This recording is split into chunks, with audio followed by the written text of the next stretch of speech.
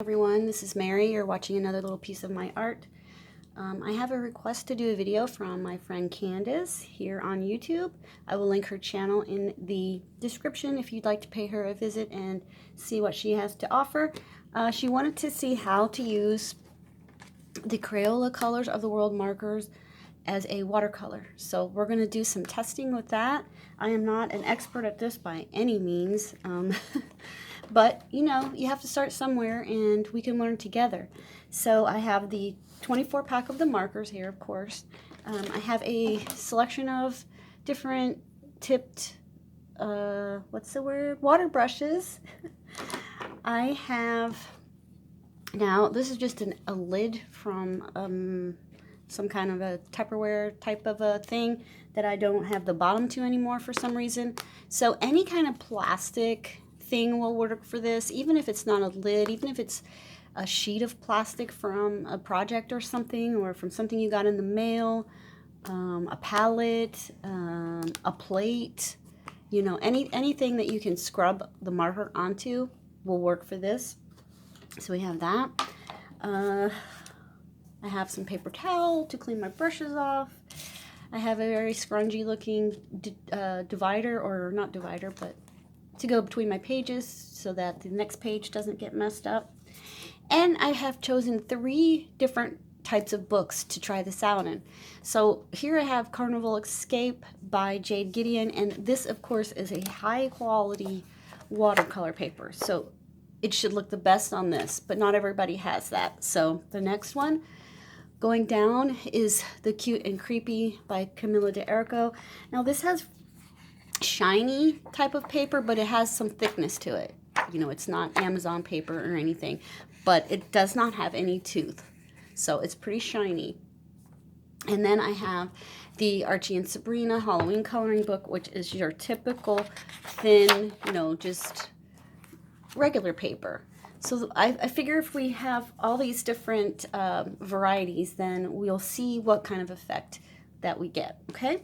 And if I mess up the page, that's fine. I have plenty of pages. If you mess it up, I would suggest to start with a light color and see, you know, this technique. That way, if you do mess it up, you can always go over it with pencils in a darker color or change the color entirely. I'm a big fan of blue and green skin, so there's that. Okay, so let's look in here and just find a page. I'm gonna pick one that I'm not super crazy about. Oh, that's cute. All right, well, here's one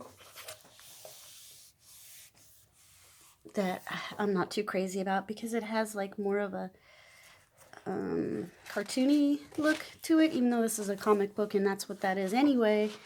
It has like the, you know, more of the simple look. Plus, there's more open areas here for us to be able to work on.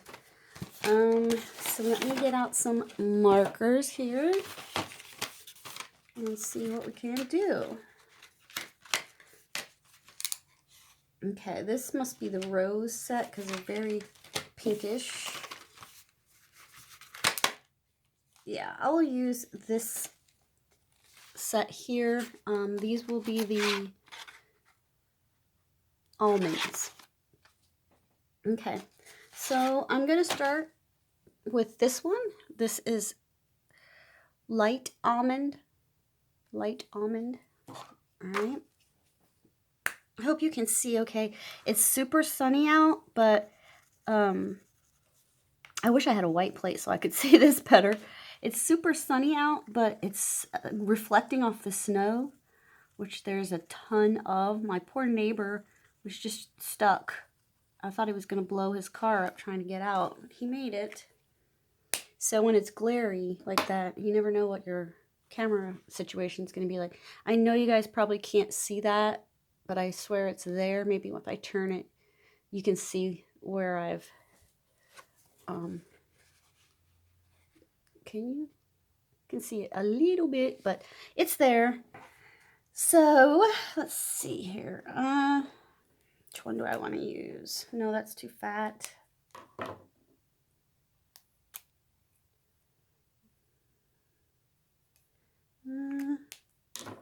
I'm going to use this super skinny one to start with.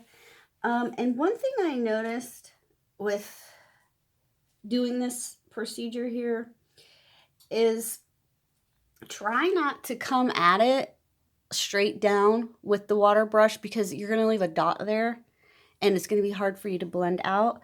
So I've just put some of that color on there. Again, you probably won't be able to see it because these are very light colors, and my brush is stained green, which happens to every brush I get. I don't know why green and blue want to stain it so bad, but they do. So I'm going to come in from like this side here and just work in the color there. Now you can see immediately with this type of book what happens. This is not watercolor paper, and it does not like water. So it wants to basically soak. Excuse me, let me take a drink of coffee. My throat is so dry today. Okay.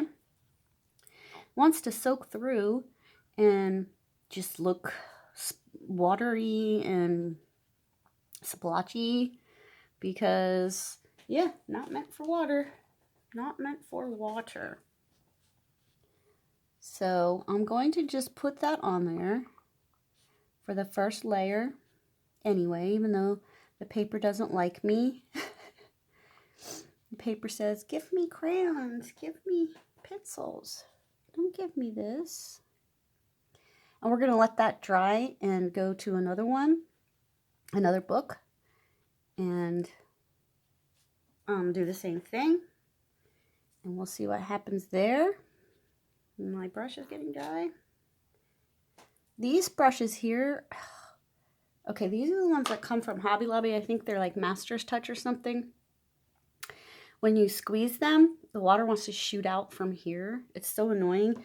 But the Pentel ones are fed down and through there, and the water shoots out where it's supposed to. So you get what you pay for in that respect, I guess.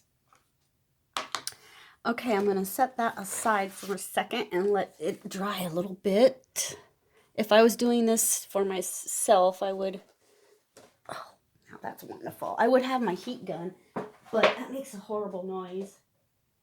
And there goes my refrigerator kicking on, which is also a horrible noise. It's just noisy around here. All right, so let me see. In here, we'll pick one.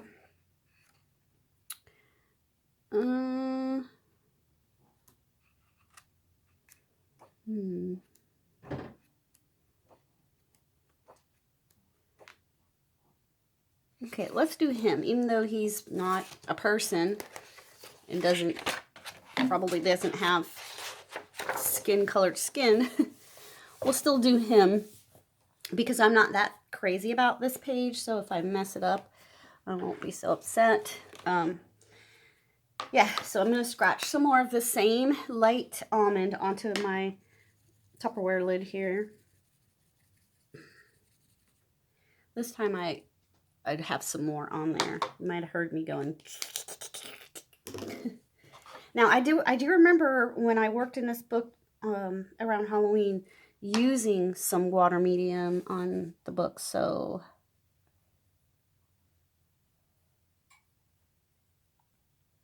and you can see right away the difference, right? This paper, still not watercolor paper, but much happier taking it than in the Archie book because it's not soaking through already to the next page. Now where you have more water, it pools up and it's going to give you the darker look. Where you have less water, you know, same watercolor rules apply when you're using this technique as if you were using watercolor paint. Basically, you want to spread out the strokes in the areas you want to be lighter, and then the areas you want to be darker, you know, of course you're going to want to have more concentrated color there. But you can see how it's a lot better than applying these markers directly to the paper, because they just want to streak for whatever reason. I mean, they're water-based markers and, you know, basically aimed for children essentially, but I don't hold that against them. They are what they are. And, you know, I'm a big fan of Crayola products. I mean, they've been around for so long, and you can't stay in business that long if you don't have a decent product. In my opinion, you know, I know there's people out there that absolutely hate Crayola products, and that's fine. To each his own. So I love them, and call me Crayola. So I don't know if you can see, well, now I'm hitting my tripod. I don't know if you can see the difference between right here and right here, but we're getting a base color down on him. So he's beginning to be not page white. All right, I'm gonna put that to the side and get Carnival book.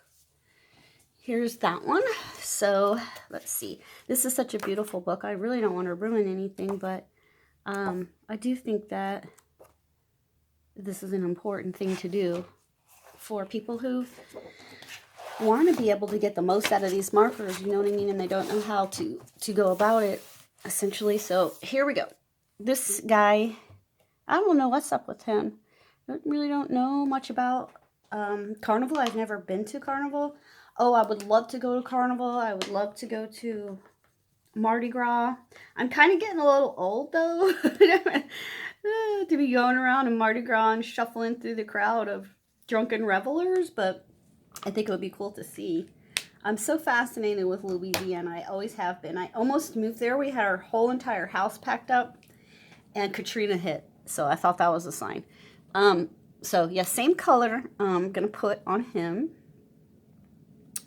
And I think I'll start down here at his neck and work my way up. Now, immediately you can see, right, the difference in the paper taking this medium,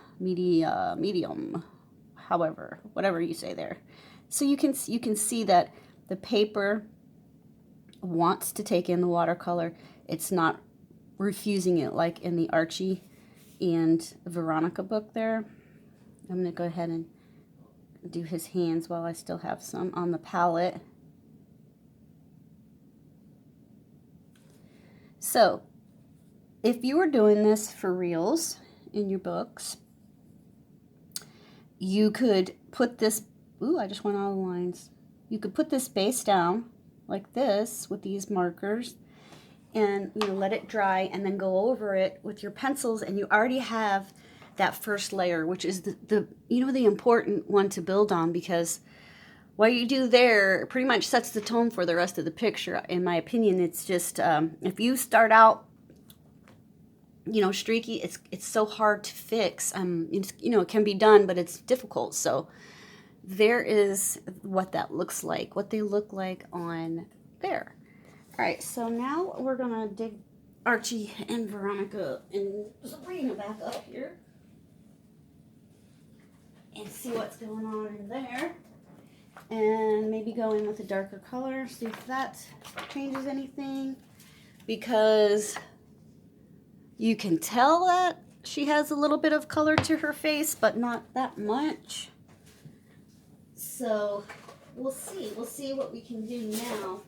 And keep in mind, you guys, that if you use a lot of water and you keep doing this, your paper could pill up. It definitely could pill up. So that's why I'm saying, you know, with the pencils, to go in with pencils. But I understand that many people that watch these videos don't like pencil work. They prefer marker. So I'm trying to do my best to accommodate that situation. All right, so we had the light almond. Now I'm going to pull out this medium almond, and we'll try that. So let me find a spot on the palette and put that marker down there, and we'll see what happens when we go in with a darker shade. That's why I said start with the light. That way you can always build to the shade you want, but, you know, taking it away is going to be more difficult. All right, so I'm going to come in like on the side here. Woo, that's really dark. That's all right. So this is, you know, a good way to test, because you don't know how it's going to react to each different paper until you try. So I just don't like the way that this paper wants to not accept water, and It's going to make it very splotchy, you can see. It's still going to be fixable with your pencils if you go in there and smooth it out. Sorry, I'm in the zone now.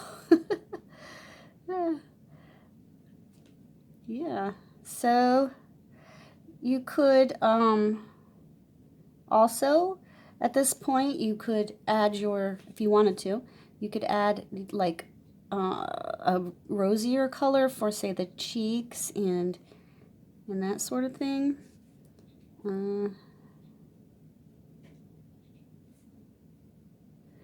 But, you know, even though this is darker than I anticipated it, it's still better, in my opinion. Again, always my opinion, you know, you guys may think differently, but it's still better than what it looks like going directly from the marker, because I had some issue with that. And I am not really a marker person, so that could be why. Maybe you guys know how to apply them and blend them better without getting streaks, but that's pretty much why I kind of gave up on super tips, because everything was just streaking for me, and I didn't care for that look at all. But I do like the water-based markers simply because they're more versatile in terms of, you know, you can use them on books that aren't single-sided. So there is how the next layer looks on this paper.